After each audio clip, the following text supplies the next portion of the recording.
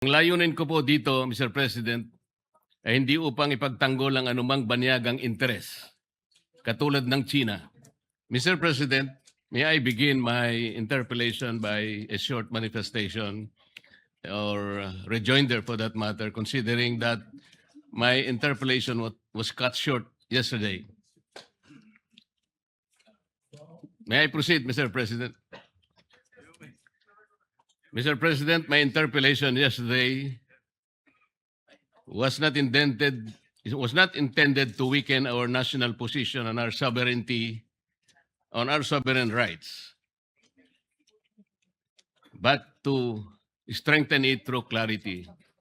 Because in matters of sovereignty, maritime rights, and territorial claims, precision is patriotism. Ang layunin ko po dito, Mr. President, ay hindi upang ipagtanggol ang anumang banyagang interes, katulad ng China, kundi para patatagin at linawin ang ating paninindigan bilang isang bansa, upang kahit karaniwang mamamayan ay lubos na maintindihan ang sitwasyon, lalo na sa West Philippine Sea. Dahil ang pagtatanggol sa bayan ay nagsisimula sa pag-unawa at katotohanan. The purpose of my questions yesterday, Mr. President, was to point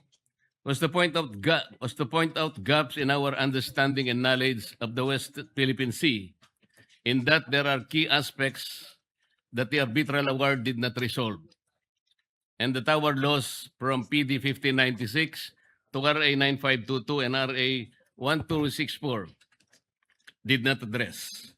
Thus, my call is for an open discussion of the issues as mature, not amateur persons. Today, the purpose of my questions is to demonstrate why we need to recalibrate our approach in order to bring immediate and concrete benefits to the people.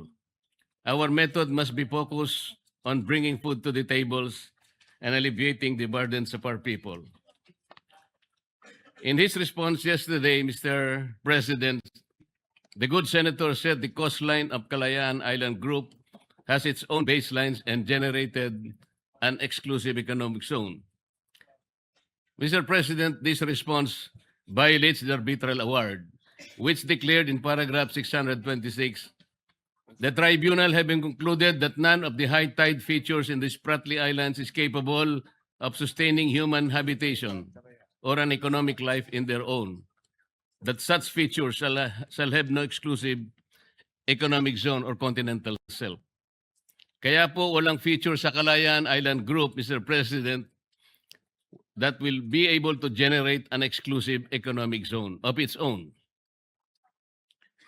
Again, in his response yesterday, Mr. President, Senator Pangilinan said there is no need to define the metes and bounds of the West Philippine Sea because this was already settled by the arbitral award. He also said that the arbitral award already determined what the West Philippine Sea is. He also said that the coordinates of the West Philippine Sea can be found in Administrative Order number 29 and Republic Act number 12064. This is not right, Mr. President.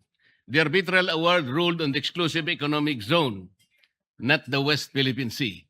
These are two different matters, Mr. President. There are features of the Kalayaan Island Group, such as the Pagasa Island and Parola Island, that are outside this exclusive economic zone. The distance of these features are fixed, Mr. President. The arbitral award did not move their location inside the Philippines. Ang alam ko po, ang Panginoon Diyos lang ang makakagawa noon, Mr. President.